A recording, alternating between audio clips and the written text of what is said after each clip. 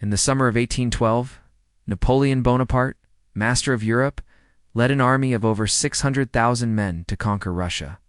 He figured it'd take him about 5 weeks. He was wrong. Of the 500,000 soldiers who marched into Russia, only a tiny fraction would ever see home again. But they weren't just defeated by the Russian army. They were conquered by a combination of vast distances, scorched earth, and a final ruthless enemy: the Russian winter. This is the story of how that campaign shattered the greatest army of its age and Napoleon's ambitions forever. By 1812, Napoleon basically was Europe. From Spain to Poland, his word was law. He'd humbled ancient empires, redrawn the entire map of the continent, and put his family on foreign thrones. The man wasn't just a general. He was a phenomenon, a military genius whose ambition seemed as bottomless as his talent. But there was one stubborn island that just wouldn't bend the knee: Great Britain. Protected by the most powerful navy in the world, Britain was safe from a direct invasion. So, Napoleon got creative. He decided to wage economic war, creating the Continental System, a massive, continent-wide embargo that banned any nation in his sphere from trading with the British. Napoleon's logic was simple. If he could strangle Britain's trade, he'd wreck its economy and force it to beg for peace. But for the system to really work, everyone had to play along. In one country, the vast Russian Empire was cheating. There's Alexander I, once Napoleon's ally, had reopened trade with the British, openly defying the emperor's decree. For Napoleon, this was a personal and political betrayal he simply couldn't ignore. His response was the Grande Armée. It was the largest European army ever assembled, with more than 600,000 men from every corner of his empire.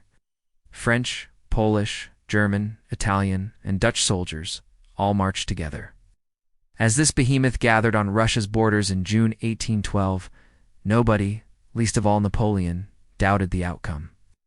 He'd beaten the Russians before. This time he figured one big, decisive battle would bring the Tsar to his knees. His entire plan rested on a deadly assumption: a quick victory, with his massive army living off the fertile lands of Western Russia. He had dangerously underestimated the sheer scale of the country he was about to invade, and completely ignored its most powerful hidden weapon. Ow! On June 24, 1812, the Grande Armée crossed the Niemen River into Russia. They were ready for the glorious battle Napoleon had promised. Instead, they found nothing. The Russian armies, led by Berkeley de Tolly, simply refused to fight. They just retreated day after day, week after week, pulling the French deeper and deeper into the endless Russian plains. And as they fell back, they burned everything: torched villages, destroyed crops, and poisoned wells. This scorched-earth strategy was brutal but brilliant. It turned the land itself into an enemy, denying Napoleon's army the food and supplies it so desperately needed. The summer was brutal and hot. Diseases like typhus and dysentery swept through the French ranks, killing more men than any battle. The army, built for a lightning-fast campaign, was now crawling across a barren, hostile landscape, its supply lines stretched to the breaking point. By the time they reached Smolensk in August, the Grande Armée had already lost over 100,000 men without fighting a single major battle. Finally, on September 7th, near a little village called Borodino, the Russians turned to fight. Their new commander, the wily old Mikhail Kutuzov, knew he couldn't just give up Moscow without a fight. What came next was the single bloodiest day of the Napoleonic Wars. For 12 straight hours, hundreds of thousands of men clashed in a hellstorm of cannon fire and bayonet charges. By sundown, the battlefield was a nightmarish landscape of death. The French had technically won, but it was a Pyrrhic victory. It suffered around 30,000 casualties, including 49 generals, weapons Napoleon couldn't afford to lose. The Russian army, though savaged with an estimated 44,000 casualties, had simply withdrawn in good order, ready to fight another day. A week later, Napoleon marched into Moscow, the ancient capital, but the victory felt ... empty. The city was a ghost town. He expected a delegation of city fathers to offer their surrender. Instead, he got silence. Then, that night, the fires started. Set by Russian agents, the flames consumed the city, destroying the very shelters and supplies Napoleon had been counting on for winter. For 5 agonizing weeks, Napoleon waited in a charred, empty city, sending peace offers to the Tsar that were never answered. He was the master of a ruined capital, hundreds of miles from friendly territory, with his army bleeding strength every single day. As he waited, the first snowflakes began to fall. The first snows in Moscow were a chilling omen of what was to come. The mild autumn weather that had tricked Napoleon into a false sense of security was officially over. With no peace treaty in sight and his position growing more desperate by the day, he finally gave the order he'd put off for far too long. On October 19th, the retreat began. The Grande Army, now shrunk to about 100,000 men, started the long march out of Moscow. Their plan was to head back on a more southerly route, through untouched countryside, rich with supplies. But at the Battle of Maloyar-Slavets, Kutuzov's revitalized Russian army blocked them, forcing Napoleon back onto the very same road they had destroyed on their way in. It was a death sentence. They were now retreating through a desert of their own making. Discipline, the foundation of Napoleon's army, began to dissolve almost at once.